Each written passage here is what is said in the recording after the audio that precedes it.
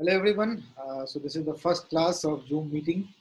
Those of you who have attended it yesterday must be knowing that I talked about how to write answer and what type of question that is asked and how to approach them. Right.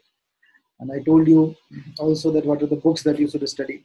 And from the next day, that is from today, I will take one topic from each subject, right, in a normal manner, in a manner that have been given in UPSC syllabus, right? And I will discuss that topic in detail, that what to study, what are the major points that need to be focused, and I will give you one question per day, okay? And I will explain how to write that particular question, and you will submit me the PDF, and then using that PDF, I will explain you through this YouTube, this YouTube, this Zoom app, right? And I will upload this on YouTube as well, not to worry. And you can actually, understand that particular question. Okay, I will check, evaluate, and I will also give comments. Okay, so that is how the whole thing will function. Okay, so the first topic that today we will be talking about is the Constitution and constitutionalism, the basic feature of the Constitution. Okay, that is the first topic, right? So I will share my iPad screen and I will write that down, and you will listen. Okay, okay. So let us start.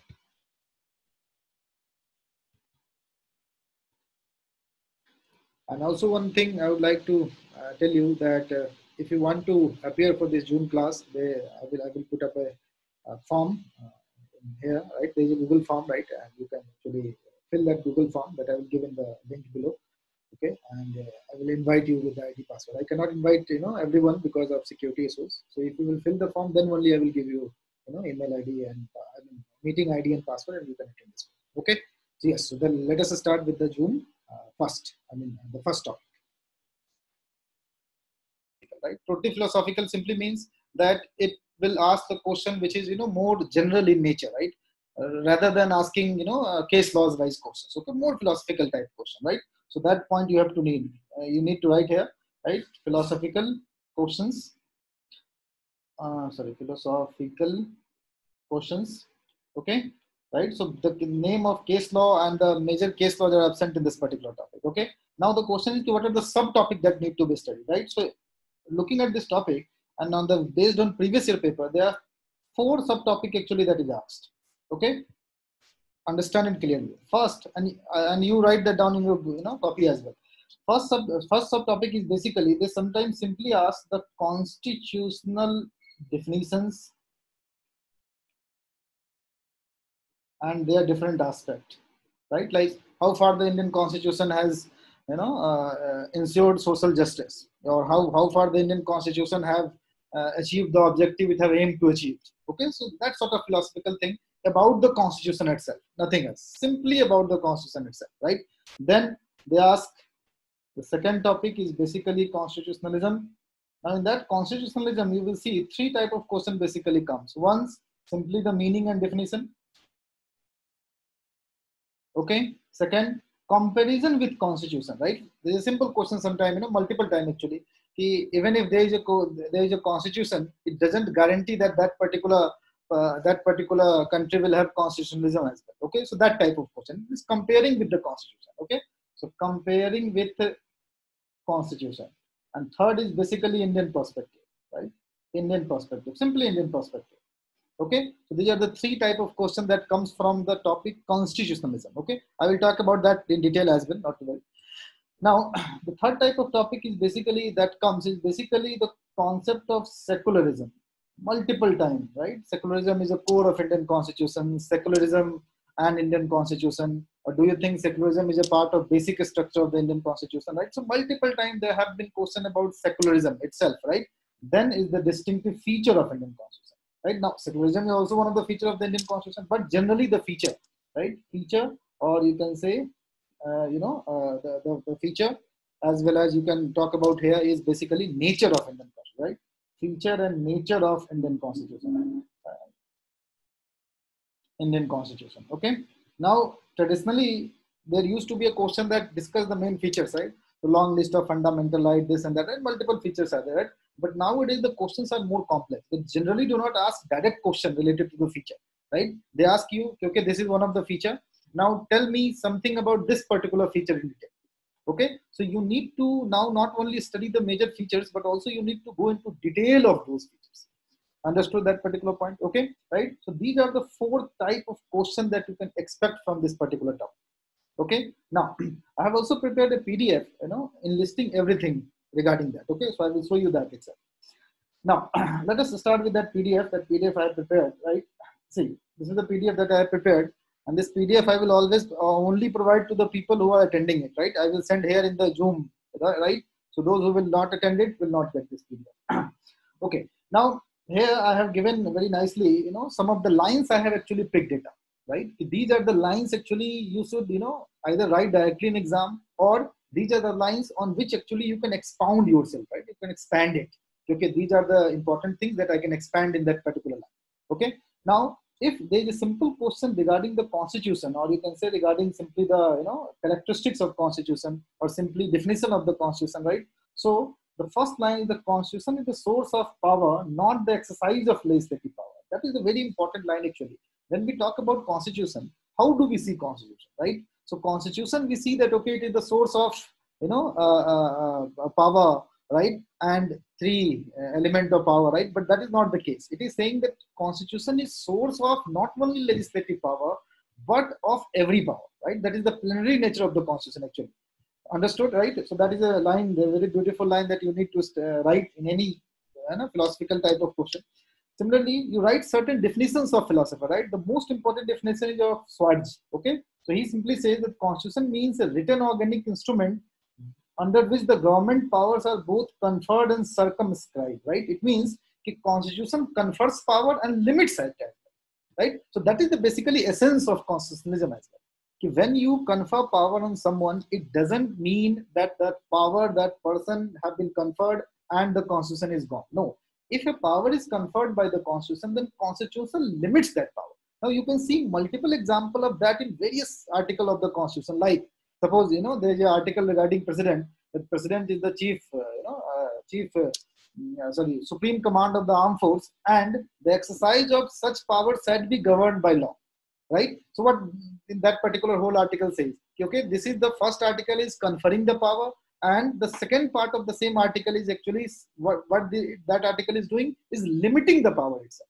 Okay, so constitution not only confers the power, but it also limits the power.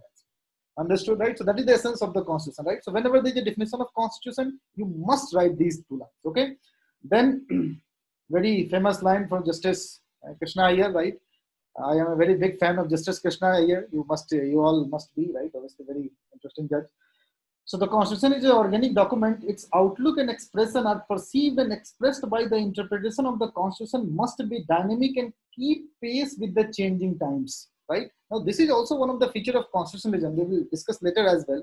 When we talk about the feature of Indian Constitution, right? When we talk about the feature of Indian Constitution and the constitutionalism attached thereof, so there is something called constitutional tensions. Okay, I have talked about it, constitutional tensions actually. This constitutional tensions, right? So this constitutional tensions means what actually?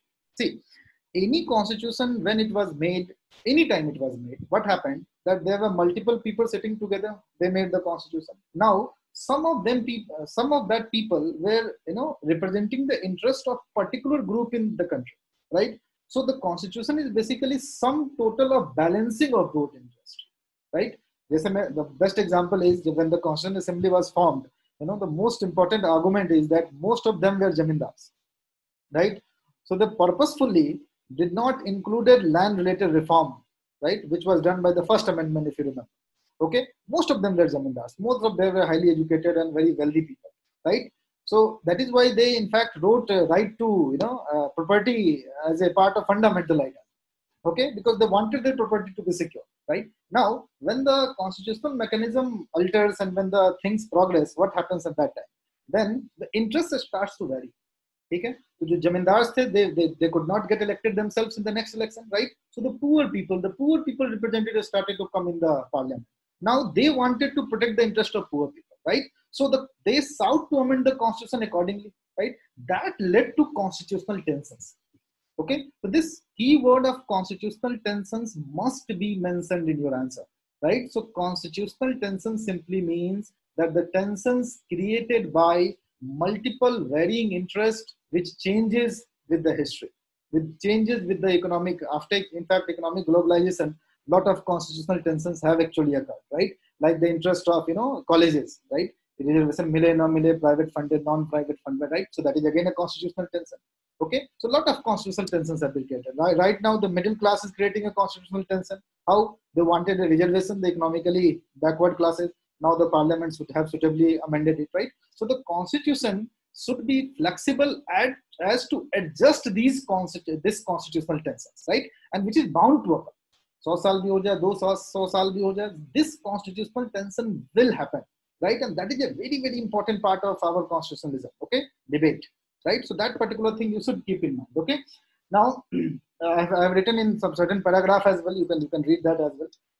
Many of the major tensions have characterized Indian politics, and formation of Indian states have been actually codified into law, okay? So a lot of constitutional tensions have been solved by law. If it could not have been solved by law, then the constitution have been suitably amended. Okay, so that is the constitutional tension actually I was talking about. So in the beginning, this, when I talk about that, it should be dynamic. So why it should be dynamic? Because it could adjust constitutional tensions. Okay, so that is a very, very important part that you should remember. Then, so these 3 lines is basically for constitution. Now the next 6, 7 is basically with regard to constitutionalism. See, normally speaking, you can think like constitution is a document and constitutionalism is a philosophy governing that document. It is a policy on which the constitution is based, right? So the constitutionalism is basically a philosophy on which the constitution is based. Okay, now what is constitutionalism? So constitutionalism, normally speaking, simply says that a philosophy that even if we have a written document, it should be subjected to certain higher principles, right? So even if we write a document, we cannot consider it supreme. Okay, it should be subjected to a higher principle. And what is that particular higher principle? Then that particular higher principle is basically certain things such as federalism, independent judiciary with judicial review, fundamental rights, doctrine of rule of law, right? So these are the philosophies which is collectively referred as constitutionalism. And this constitutionalism philosophy basically will subject what? Your constitution itself. Okay, so that is the purpose, that is the meaning of constitution, right? So you need to read multiple articles and go into very detail about this, right? Because multiple philosophical question has come from it. Okay, so that is the one part. Then we will move to the constitutionalism in Indian perspective. I told you the 3 basic things in the constitutionalism. Now in Indian perspective, what are the new advancement that have been done in the constitutionalism apart from these, right? Apart from these, what are the basic new philosophy that have come into, right? So the new philosophy is basically mainly 2. One is the constitutional morality. Now there must be a question about constitutional morality multiple times. It has been referred in Sabrimala and other as well, right? So recent example if we give Sabrimala, but it was actually started by invoked first time by Dr. Bhim Rao Ambedkar, right? So whenever there is a question about constitutional morality, Bhim Rao Ambedkar must be mentioned there. Without him, the topic of constitutional morality makes no sense at all. Okay, so that must be mentioned. Similarly, when we talk about a very interesting thing actually, I have given sort of a normal thing that's food for thought. It simply means that the constitutional culture can be subjected to 2 kinds of compromises. First, the compromise between norms and social force. It means can constitution adhere to the social changes in society? That will also create constitutional tensions.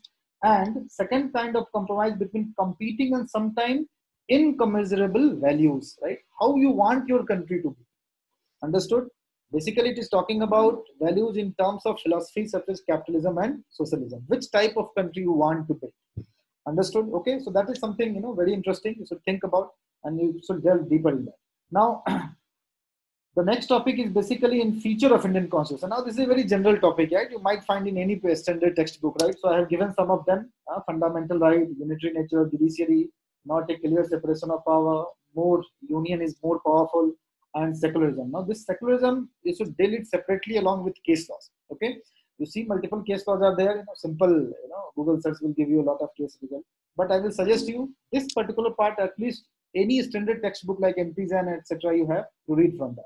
Okay, just 2-3 pages, right? Do not read everything. Okay, so that will not make much sense. Then the nature of Indian federalism. Right? Multiple times it have question have asked.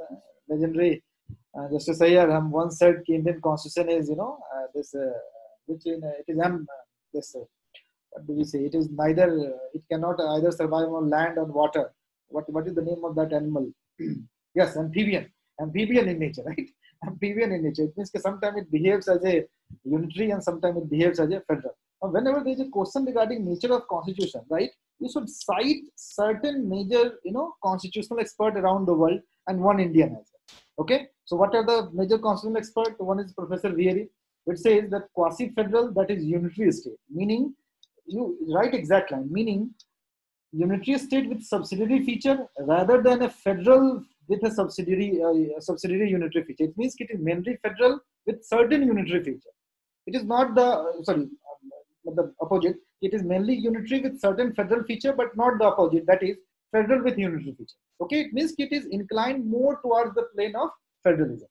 Okay, that is a very interesting. Then Jennings, he said a federation with a strong centralizing tendency. You simply quote them verbatim. Do not apply your brain. Simply quote them verbatim. Okay.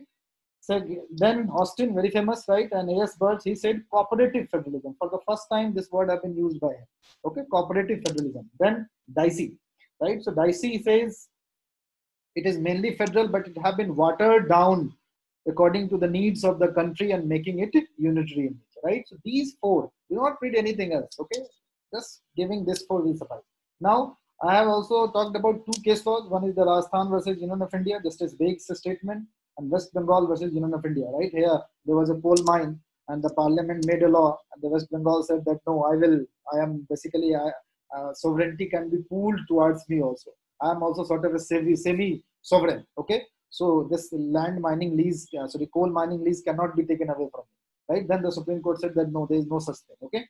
The discussion of federalism and sovereignty, okay? That is why the discussion of federalism and sovereignty came into picture, okay? So that thing you should remember. Understood? So when we are talking about federalism, that is the only thing that we are talking about. We're simply saying that federalism simply means the feature of Indian constitution simply means it is a federal constitution mostly watered down by some of the unitary features. Okay. Now, when we talk about federalism, nature of federalism, H.M. Sarawai's views are very important. Very interesting view, actually, right? He objects to this particular philosophy of saying Indian federalism as a unitary or federal, but his primary belief that it is federal in nature, right? Now, then he actually attacks each and every article which actually talks about that Indian constitution is the Indian constitution is unitary, right? What are the articles that you can think of which is an argument against that Indian constitution is federal? The first article is basically Article 2 and 3, if you remember correctly.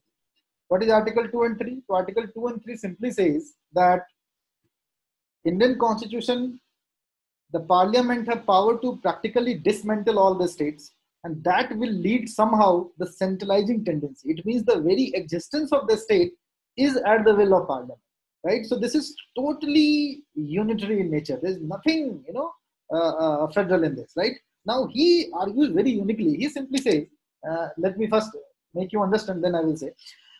He simply says that in the case of our constitution, it is very true that Article 2 and Article 3 basically says that the state can be destroyed by parliament. But in practice, what has happened?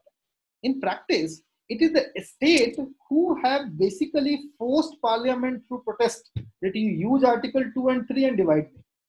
Okay? So in practice, these articles have given power to the states. However, the intention might have been different, that okay, parliament should have the power. But this particular article have given power to the states. So even if it seems unitary, but in essence, it is basically cementing the federal provision. It means it is giving power to the states. It means that Article 2 and 3 have never been used in a coercive manner by the parliament. Okay, right? So even if it seems to be unitary, it is not unitary. Okay, so that is the primary argument, such a brilliant argument, if you may say so. Okay, similarly, that is then second point here saying parliament power to alter the boundaries of a state without their consent is a breach of federal principle. But in fact, it is not parliament which has its own altered the boundaries of a state by extra constitutional agitations. The state have forced the parliament to alter the boundaries. Right? So this thing has to be mentioned if there is any question regarding the nature of Indian constitution. Right? Most of the people don't know or even don't write it down. Okay, so you have to write this particular thing down. Okay, very interesting. Similarly, Second argument, he says that the Government of India Act 1935 GIF is basically a federal constitution, right? It actually talked about establishment of all India federation, right? The word federation is there itself in the preamble of the Government of India Act 1935, right? So if 80% of our constitution is based on that, then how can you say that the result can become unitary? Obviously, the result has to be have federal. Okay, so that is the second argument that has been given by them. Similarly, the third argument is that basically that we give is that the power which relates to residuary in nature, right, that have been vested in the union. Now that is an argument that is made for the supporter of the people who say that Indian constitution is unitary. He says that the allocation of residuary power of legislation to parliament is irrelevant for determining the federal nature of constitution. Irrelevant. Why? So the US and the Australian constitution do not confer the residuary power of federation on the states, yet those constitutions are indisputably federal. Right? So actually what he means to suggest is that the residuary power, where does it lie, has nothing to do with the nature of the constitution. Okay, because most of the power which is substantial has already been divided, right? So where the residuary power lies makes no sense at all. So Naribat, so very unique argument that have been given by him. Understood? Okay. And the last argument that he says is basically the concept of sovereignty. Sorry. Like you must have seen in the case of this, in other constitution, certain sovereignty is given to the states as well. Like in US, they have their own constitution. The states have their own constitution, own Supreme Court, own high courts, right? So that kind of structure is not there in India. Okay. So he basically dismantles that argument by saying that no, sovereignty has nothing to do with the federal nature of constitution. Why? Because the sovereignty that have been given to the states, United States state, is basically internal sovereignty. The federalism basically relates to external sovereignty. Okay, and the external sovereignty, no federal constitution have been given to states. Okay, so in India, if the external sovereignty is not given to any state, so that doesn't make it a unitary constitution, right? It remains federal constitution. So Naribati, right? So these four arguments of Mr. H.M. Sarabhai has to be written if there is any question regarding the nature of Indian constitution. Okay, right? So in brief, in 20 minutes, basically, we have discussed a lot of things, right? So let me go to the top itself. So we have discussed the constitutional definitions, tensions, various aspects, social aspect, economic aspect. Then we have talked about constitutionalism, right? Then meaning, definition, contemporary, right? Comparison with the constitution, then Indian perspective of that. Then we have talked about secularism in slightly less detail, and then the feature and the nature of Indian constitution. Okay. Now, I don't think you need to have more guideline with regard to what to study in this particular topic. Okay. Now, what I will do that I will give you certain questions that have been asked in previous year to ponder, right? Ponder meaning just think about it, right? Not exactly to write that the question down, just to think about it. Okay. Now, if you will see, the first question is that basically, I will dictate itself. You write it down, please. Okay. Question number 1, previous year. Explain the concept of federalism as incorporated in Indian Constitution. 10 marks. Explain the concept of federalism as incorporated in Indian Constitution. Okay. Now, I don't think it need to be written each and every question, because that will actually lead to a repetitive exercise. On de facto law, I have given already topic-wise questions. Okay, you go and see there. I'm not dictating. Okay. So today, the question that I wanted you to actually write and send me the PDF is basically, write it down. Very simple question. Write down. Little bit long. It was in 20 marker. Remember it. Question that you have to solve. Write down, what is constitutionalism? What is constitutionalism? Explain the said concept in positive and negative aspect. Said concept in positive, I should not write mathematical positive. Concept in positive, it is a previous year question, okay? And negative aspect. First stop, question do not end, it is a very long question. Discuss India's tryst Question maker must be Nehru fan, right? India is tryst with destiny. India is tryst with constitutionalism and constitutional governance. Constitutionalism and constitutional governance.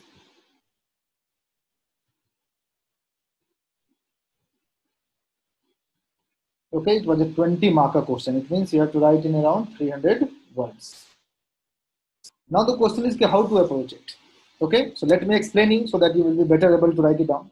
See, very interesting question. Now, what is constitutionalism is a very simple thing, right? So the paragraph I have written, that will suffice for us. Explain the said concept in positive and negative aspect. Now, that is something you should know. See, when we say that we have a constitution, for an example, let us take an example. When we say, suppose we have a constitution and it is subject to some higher principles, right? Then it will act as a barrier to it. Okay, so if any person wants to change the constitution, right? So the constitution will delay that particular change. It means it makes constitution little less flexible. So that is the negative aspect. Now, what is the positive aspect? It prevents dictatorship. So even if you write a constitution, a dictator comes and says, okay, this is the constitution, still you can challenge them that no, it do not have constitutionalism. Okay, it is not adhering to the higher principle. So that is the positive and negative aspect it is talking about. Understood, everyone? Okay, so that point you have to emphasize. It acts certain time as a barrier, and it acts certain time as a noble principle which will enable constitution to function, or which will enable any dictator's constitution to basically, criticize, or basically the people can say that, okay, I will not adhere to it. Okay, so it acts as a check and balance on the arbitrary power, even provided under the constitution. Understood? Okay, so that is the positive aspect. The negative aspect I already told you. Then India's tryst with constitutionalism and constitutional governance. See, what is constitutional governance? It is a paper. It is a topic of GS paper 2 as well. Constitutional governance simply means if functionaries which have been provided power by the constitution are limited by the constitution itself. Right. So the constitutional governance is one of the element of constitutionalism. Okay. So you will write this particular point, and then you will elaborate on it. Right, you will talk about examples, article example, okay, according to this article that I, with regard to President, I told you, right? So these article, right, and that leads to constitutional governance. Understood? Okay, so you will sort of contrast between these two. Clear? Quite simple, right? So please, you note down this particular question and send me the PDF. I will take 2-3 answers from that, and I will explain with all. Here itself, tomorrow I will explain that question so that you will understand that what point could have been written. Okay, everyone. Now I will ask you to raise your hand one by one and ask your questions. Okay. Yes. Please raise your hand and I will unmute you and ask your questions. Yes, Mr. Realme Pro. Yes, one by one. You keep raising your hand. One by one I will. Yes, Realme Pro. Please go ahead. Can you hear me?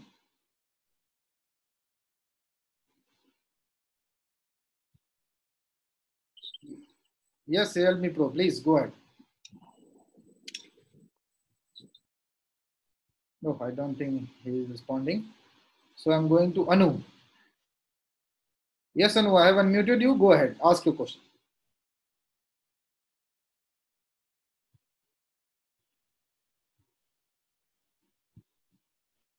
Anu, I think she can also not hear me. Yes, the question you can actually post. You can email me simply click, make it PDF file and email me. Don't mail JPG file, okay? Make it PDF from that camera scan or something and you email me, okay? Anu is also not replying, I suppose. So let me go to Anubhav. Yes, Anubhav, go ahead. Sir, can you once again please explain the positive and negative aspect of constitutionalism? Okay, let me explain. It is not so clear. See, the positive aspect simply means that when we have certain principles that govern the constitution itself, then it leads to a situation where it acts as a barrier to its change. Okay, so that is the negative aspect. Positive aspect is that when there is a constitutionalism, then there is a real check that the constitution should not be used as a means of arbitrary power. Okay, so that is the negative and positive aspect. Yes, Anubhav, hopefully I have solved your answer. Yes, Devika, go ahead. Please ask the question.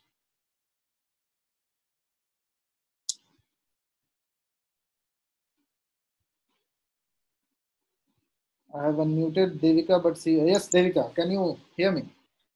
Yes. Yes, please.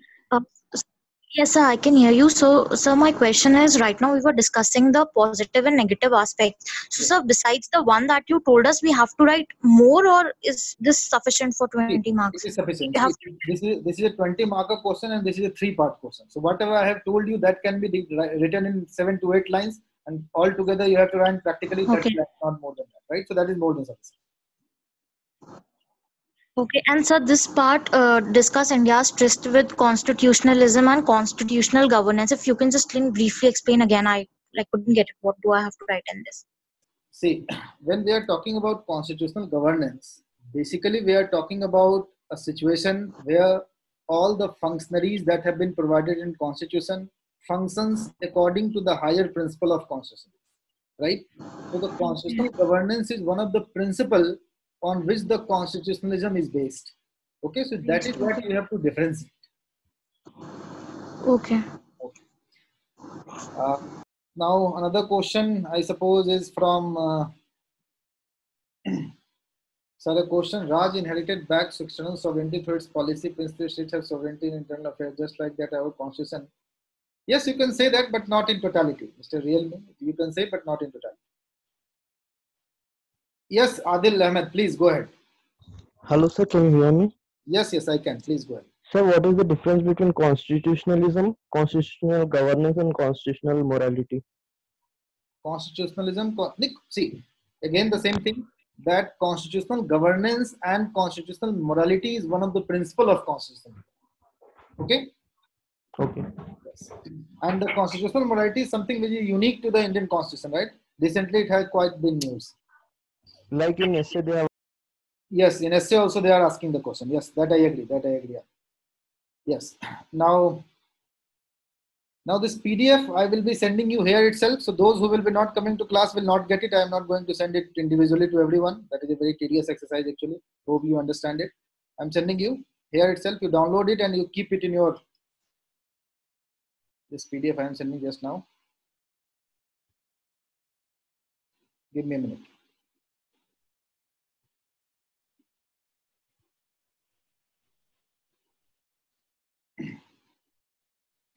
Yes, Ramya is asking something. Yes, please, Ramya, go ahead. So can you hear me? Yes, yes, I can. Please go ahead. Sir, good afternoon, sir. I just wanted to know the third point which you stated of Which person? revise, like the residuary powers. Okay, the residuary power. No, that is not the first point actually. That is the point the argument has that have been made with HM Sarawai. HM Yes, Sarawai. sir, I wanted to know what he means by that, because I think the residuary powers in the US Constitution have been given to the states. Yes, but and in India we. No. In residuary power, he says that in Canada and US, Australia and US, the residuary power is with the state, right? But the residuary power has nothing to do with the determining the nature of federalism. Why? Because most of the power, which is substantial, has already been divided. Okay, so lack of residuary power makes no sense because it do not have much value. Okay, so that is his view actually. Okay. Yes, increase the timing of class from 1 hour. No, that is not possible, right? I cannot teach 2 hours. That is a very tedious exercise, right? And the purpose of these classes is to help you frame your own arguments, right? It means you can study by yourself, right? It is not a very full-fledged class that I teach at, because this particular topic I teach in practically 3 hours in the normal class, right? So this is basically to help you, right? So if you have all these classes, all this topic, if you attend, right, I don't think you will need any coaching class. You can do it by yourself. But still, if you need coaching class, obviously I will help you. Yes. Aswani Dwivedi. Yes. Please go ahead, Aswani. Ask the question. So I just wanted to know that in the Constitution, the lines that say shall be governed by law or procedure established by law. So do they indicate constitutional governance, or is it something adding to that? It indicates constitutional governance, and it is one of the principle of the constitutionalism. It is both actually. So. Now I will go to Ishan. Yes, Ishan, go ahead. Sir, good afternoon. Good afternoon. So my question is that in the India's trust wala part, do we have to explain the concept of constitutionalism vis-a-vis constitutional governance, or do we have to explain them separately, sir? No, you can explain them separately and sort of, contrast between them, saying that in the larger perspective, this includes that. Okay, Ishan? Right, sir. Okay. Thank you. Right, sir. Thank you.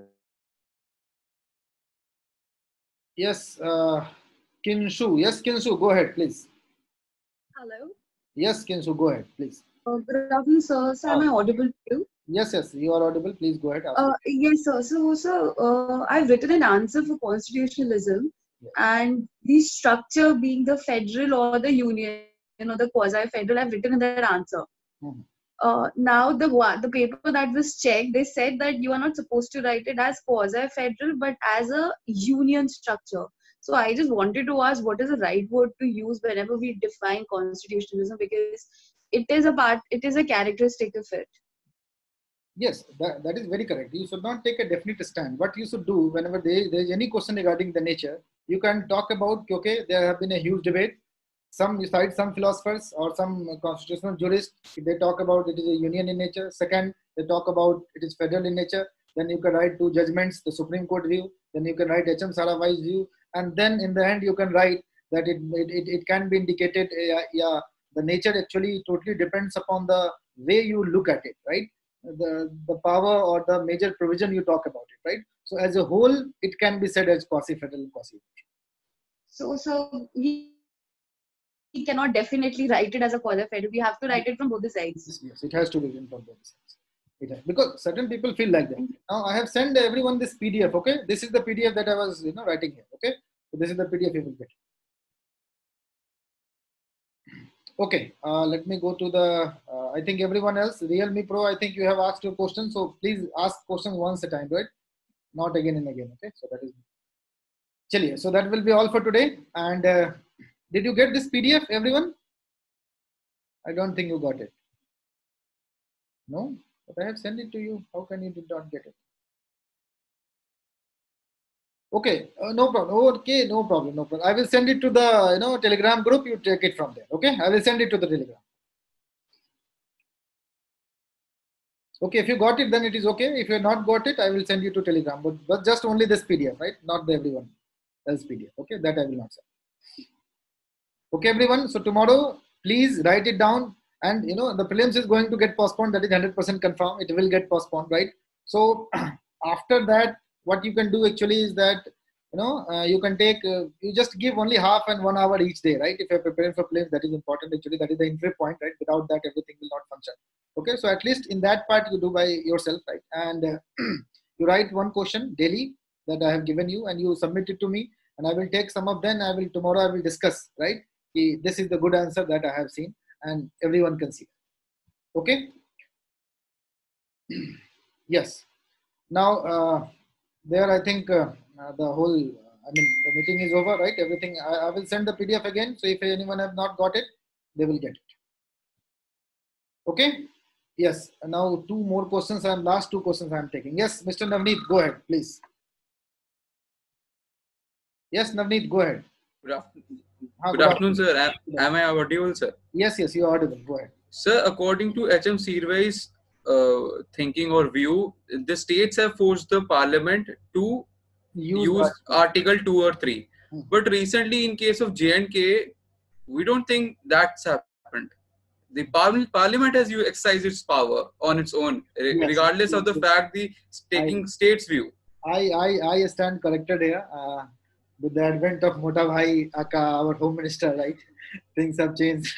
Being from J&K, I have this question, definitely. Understood. Now, this is one of the exceptions. I stand corrected. This is one of the exceptions. For the first time, Parliament have used Article 2 and 3 in a coercive manner. That I accept. Right? So maybe, if Sarabhai would have been alive, he would have seen the things differently. Okay, Mr. Nandu? Okay, sir. Thank you, sir. Yes, Gayatri, I think last question I will be taking, then we will switch it off. Yes, Gayatri, go ahead. Hi, sir. Good afternoon.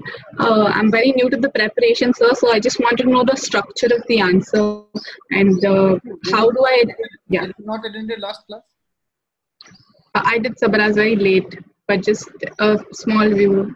Understood. See, the de facto law, there's a YouTube channel also. They also have given a a short video of 10 minutes. You please watch that, and if there's any question, Okay. I will explain. Okay. Okay, sir. Thank you so much. So we will be ending it today. Hope to see you all tomorrow itself. Okay, and I will send PDF in the Telegram group for today. Okay.